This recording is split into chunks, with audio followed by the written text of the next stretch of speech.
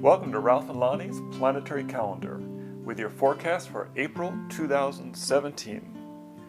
And we're in for a very interesting month.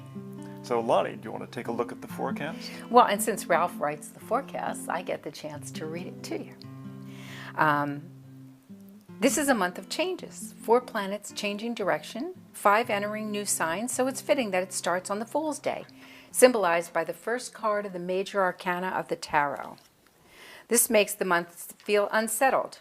You think you're in a groove. When something bumps, you on to another track. He looks like he got bumped. Yes. Keep your wits about you and make sure no one is coming from the other direction. On the 2nd, Venus retrogrades into Pisces, her exaltation sign, so romance is in the air. Venus turns direct on the 15th, and those thoughts take flight.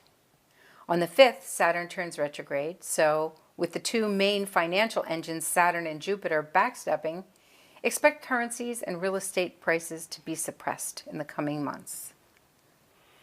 Whatever nuts you've stashed for the winter, don't be too quick digging them out and gobbling them up.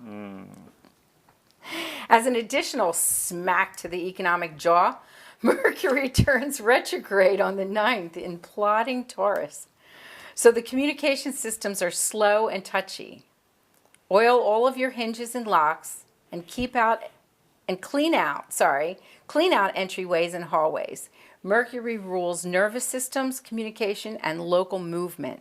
So when our personal environments are squeaky and obstructive, it negatively affects our ability to think. That is so true. So true. From the 19th through the 21st, expect bumps in the road as the sun enters Taurus. Mercury retrogrades into Aries, and Mars enters Gemini while Pluto turns retrograde. Wow. That's a handful. Yeah. By the bossy new moon on the 26th, all that will settle down. From your mouth to God's ears, right? Yep. On the 28th, Venus wistfully leaves romantic Pisces for feisty, independent Aries, where she stays until June in the company of the warrior princess, Pallas Athena. So girls rule. Yes. Just so, in case you don't know who Pallas Athena is, that's an asteroid. It's in the asteroid belt. It's a very bright asteroid, and it's related to the warrior princess Athena. It has to do with our ability to be an advocate for people and to be brave and to stand up. And it's a wonderful little asteroid. We use the 4 major asteroids, actually 6 asteroids these days in our forecasts. And the planetoid Chiron. Don't forget about that. It's interesting how the asteroids have such a sort of personalized view of the world, which is interesting because the asteroid belt is kind of in between the planets that are seen or visible without the aid of a telescope and the ones that aren't. So we catch glimmers of asteroids like Vesta occasionally and things like that. In fact, there's that NASA mission that has to do with Vesta, right? Yes. It's very cool as we're seeing these sort of subtle transitional energies play out in people's charts when we're consulting with them. We're using the asteroids more and more. We always have used them. Yes, for many years. But they seem to be gaining a lot of prominence in our work. Well, a lot of the major ones we work with are very feminine in nature, and the role of women in the world has grown so much, so we're becoming more aware of the value of these types of qualities. Vesta, dedication; Pallas, advocacy; Ceres, shepherding our groups; and Juno, the ability to manage resources effectively, which is interesting. We're actually doing this show on the Day of the Woman, and one of the big protests is about not having enough women in financial services and in what's called, in the upper executive roles, which is ridiculous because studies have shown that when you have more women in those roles, the companies are more profitable. So, well, and I think it's interesting, the other aspect of using so many of these asteroids is that we're seeing a lot more of them play out in male charts as well. Oh, yes. As more and more men are becoming aware of their feminine side and not being afraid of showing it and using that as something that gives them a lot more dimension. So It's an acknowledgement of the feminine in both men and women. And I think that's going to be an integral part in equal pay and all these other issues that we're struggling with, because it's not all about, it's, women's issues are not just for women. Yes. They're planetary issues, just like men's issues are not just for men, they're planetary issues as well. And once keyboards and mouses and telephones became tools of power, the playing field got a lot more level. And if the plural of mouse is mice, then the plural of spouse should be spice. True. Now, some of the days you should be watching out for in April. And this is a big issue because in March, what happened was Mars moved into Taurus.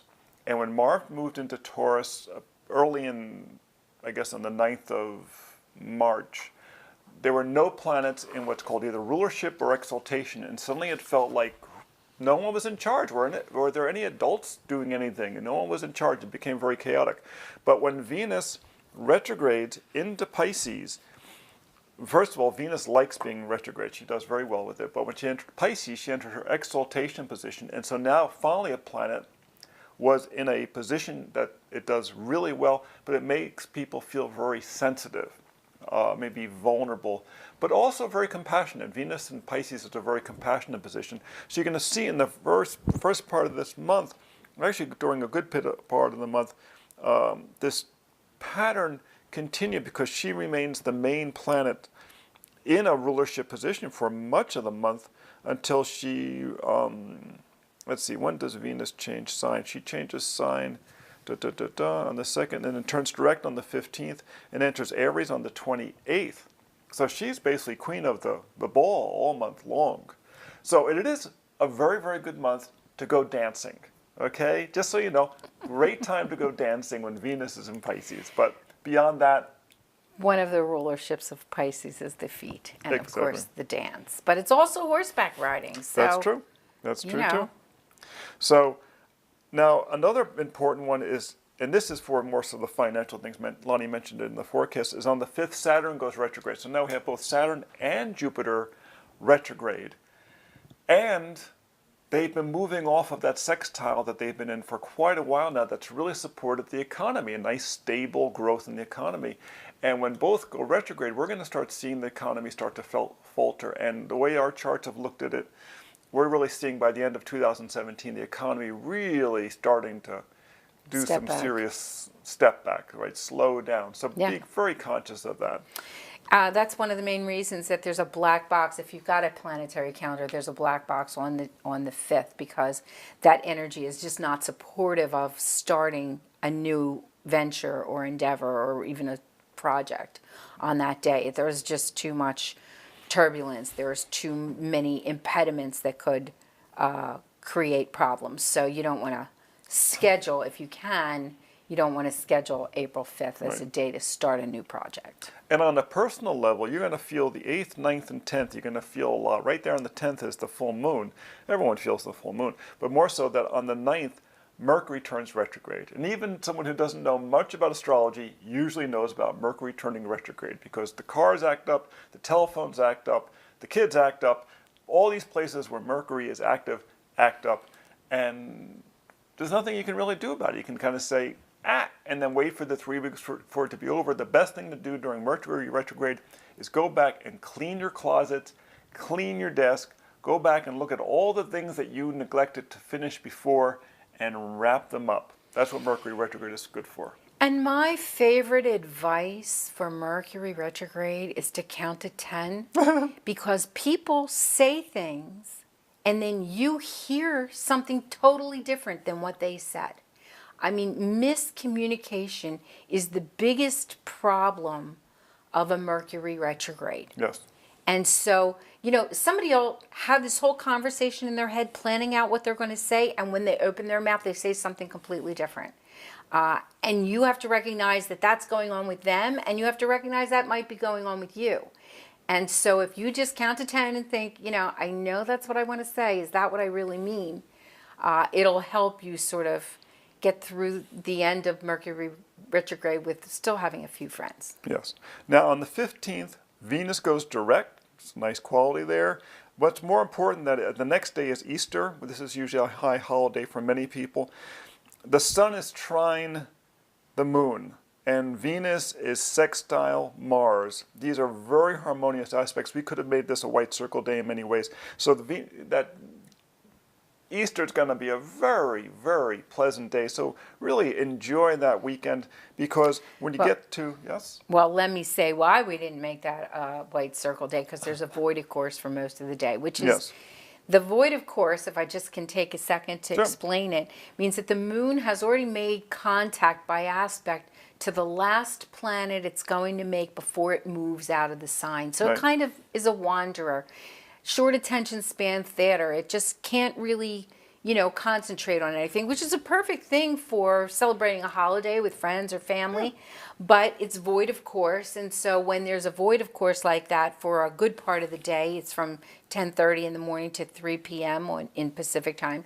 And so you want to make sure that, you're not, if the white circle denotes a good day to start a project, Yeah. that probably wouldn't be right. So. But it's in Sagittarius, which is a nice void, of course, moon. It's one of the signs of Jupiter. So it's going to be kind of a generous, if somewhat goofy void, of course. And of course, but the problem is that during the time it's going to conjunct Saturn, which is, the moon conjuncting Saturn and Sagittarius will tend to, make people a little bit more formal. But there's nothing wrong with that on a holiday. You need to have a little bit of, use your manners, use your social skills. Well, and if you're spending the holiday with family, generous and goofy just about sums it up, doesn't Yeah, it? pretty much, yeah, and manners, yes.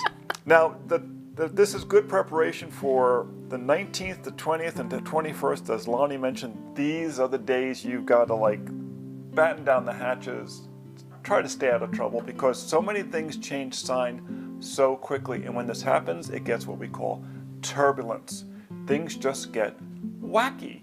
You go from the sun changing sign to the next day, Pluto going retrograde and Mercury backing into Aries, and then on the next day Mars entering Gemini, and this is all crammed into 3 days. So remember the 19th, 20th, and 21st. If you can avoid planning any kind of serious, we got to get stuff done now stuff, avoid planning in those days, so much the better.